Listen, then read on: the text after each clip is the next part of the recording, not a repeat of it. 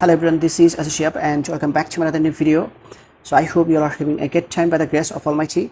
And yes, like as always, I'm also very fine. Today in this video, I'm going to share with you about a very important lesson of English grammar, and that is present perfect tense. Actually, আজকে ভিডিওতে আমরা present perfect tense এর আরো একটি গুরুত্বপূর্ণ rules নিয়ে আলোচনা করব. So let's get started on today's topic. তো present perfect tense এর গুরুত্বপূর্ণ রুলসটা হচ্ছে যে কোনো কাজের সমাপ্তি বোঝালে present perfect tense হয়. I repeat, কোনো কাজের সমাপ্তি বোঝালে প্রেজেন্ট পারফেক্ট টেন্স হয়। ফর এক্সাম্পল, সে সম্প্রতি কাজটি করেছে মানে সে সম্প্রতি কাজটি শেষ করেছে, তার মানে এই সেন্টেন্সটার মাধ্যমে একটি কাজের সমাপ্তি বোঝাচ্ছে, আর সেজন্য এই সেন্টেন্সটা প্রেজেন্ট পারফেক্ট টেন্স।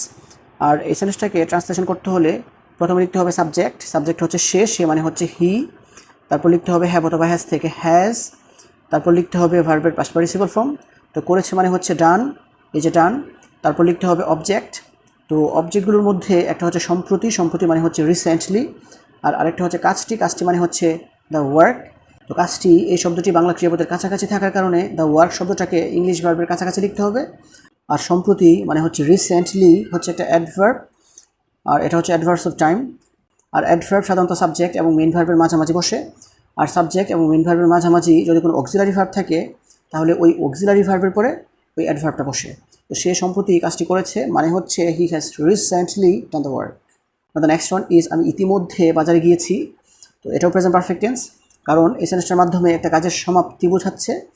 তো এই সেন্টেন্সটাকে আমরা যদি ট্রান্সলেশন করি, প্রথমে আমাদেরকে লিখতে হবে সাবজেক্ট হচ্ছে আমি মানে হচ্ছে আই, তারপর হচ্ছে গিয়ে হ্যাভ অথবা হ্যাজ থেকে আই হ্যাভ, তারপর লিখতে হবে ভার্বের পাস্ট পার্টিসিপল ফর্ম গিয়েছি মানে হচ্ছে গন, তারপরে আমাদেরকে লিখতে হবে অবজেক্ট।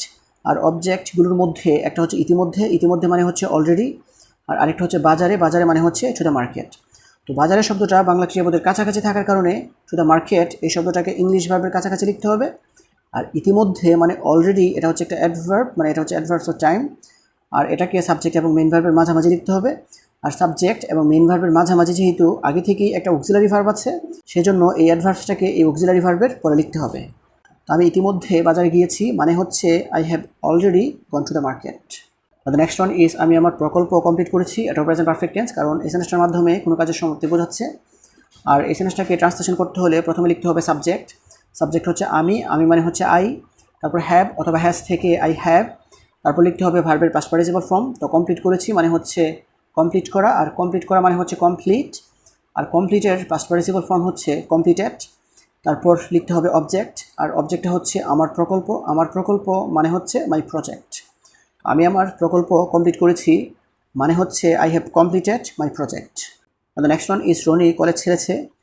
এটা প্রেজেন্ট পারফেক্ট টেন্স। তো এই সেন্টেন্সটাকে ট্রান্সলেশন করতে হলে প্রথমে লিখতে হবে সাবজেক্ট হচ্ছে রনি, আর রনি মানে হচ্ছে রনি, তারপর হ্যাভ অথবা হ্যাজ থেকে রনি হ্যাজ, তারপর ভার্বের পাস্ট পার্টিসিপল ফর্ম ছেড়েছে মানে হচ্ছে লিভ, আর লিভের পাস্ট পার্টিসিপল ফর্ম হচ্ছে লেফট, তারপর লিখতে হবে অবজেক্ট, আর অবজেক্ট হচ্ছে কলেজে মানে হচ্ছে কলেজ।